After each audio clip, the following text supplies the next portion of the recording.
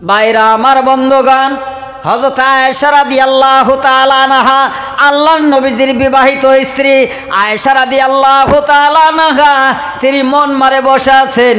আল্লাহর নবী হাদিস বলতেছেন, অমন অবস্থায় আল্লাহর নবী আয়েশার দিকে লক্ষ্য করলেন।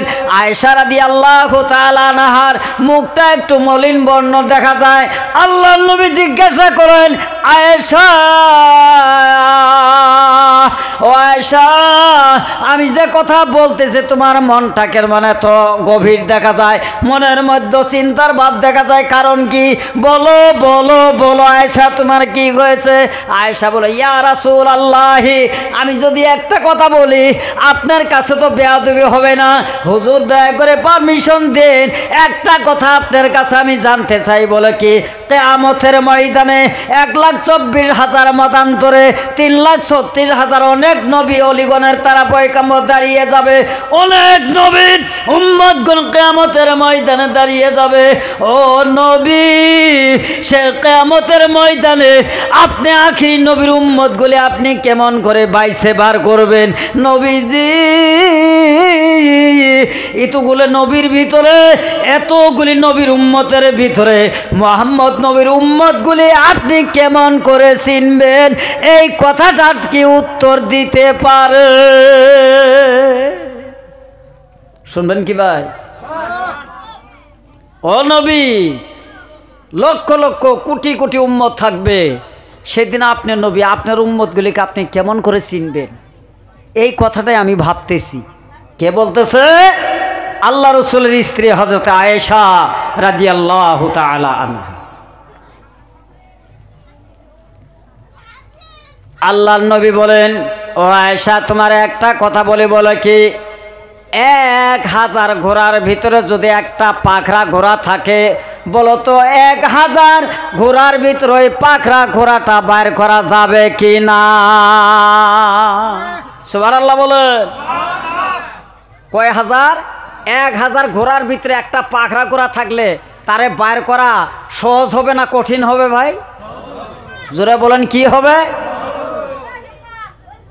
আয়েশা বলেন, ও নবী, 1000 ঘোড়ার ভিতরে পাখরা মার্কা যদি একটা ঘোড়া যদি ঢুকে যায়, 1000 ঘোড়ার ভিতরে পাখরা মার্কা ঘোড়াটা বের করা বড়ই সহজ হয়ে যাবে। বলে, তাই নাকি? বলা হয়।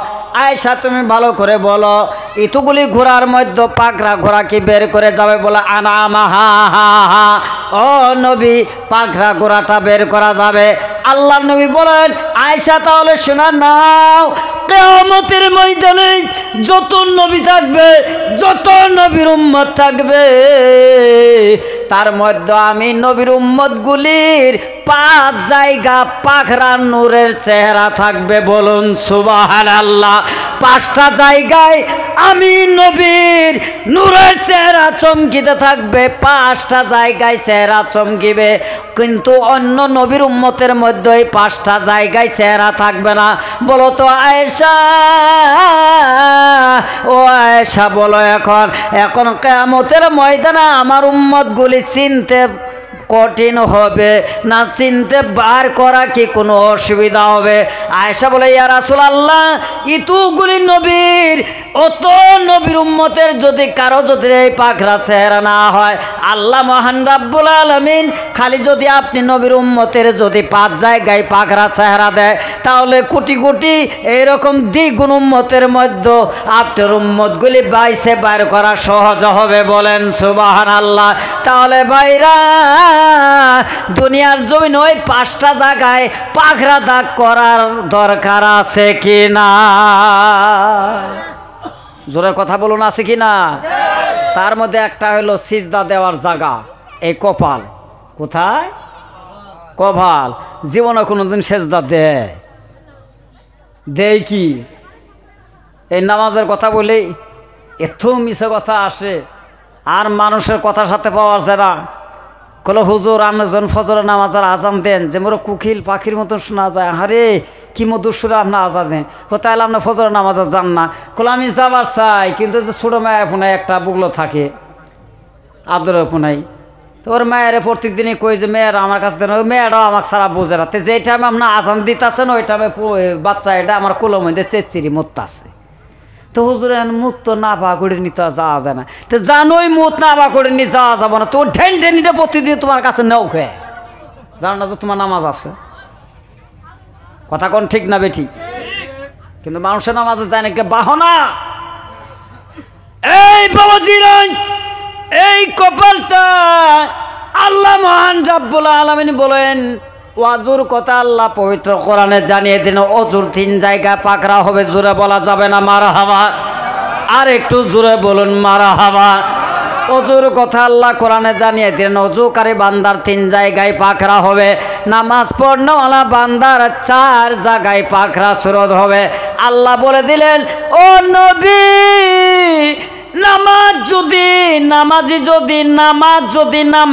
নামাজের মতন যদি বান্দার নামাজ হয়, আর কপালের দাগটা যদি দাগের মতন দাগ হয়, আমি আল্লাহ ওই একটা সিজদার ওসিলা করে বান্দার সমস্ত জীবনের গুনাহ মাফ করে বান্দাকে জান্নাত দেওয়া হবে। জোরে বলেন সুবহানাল্লাহ। ও বান্দা, ও নবী, আপনি উম্মতগণকে জানিয়ে দিন ওই বান্দার মাথাটা যদি জান্নাতি হয়ে যায়, তাহলে বান্দার সারাটা শরীর কিয়ামতের ময়দানে আমি আল্লাহ বিনি হিসেবে তার অঙ্গগুলো জান্নাতে দিব। বলেন মারহাবা। তাহলে বাবারে একটু আওয়াজ দিয়ে বলুন সেই নামাজের দরকার আছে কি না?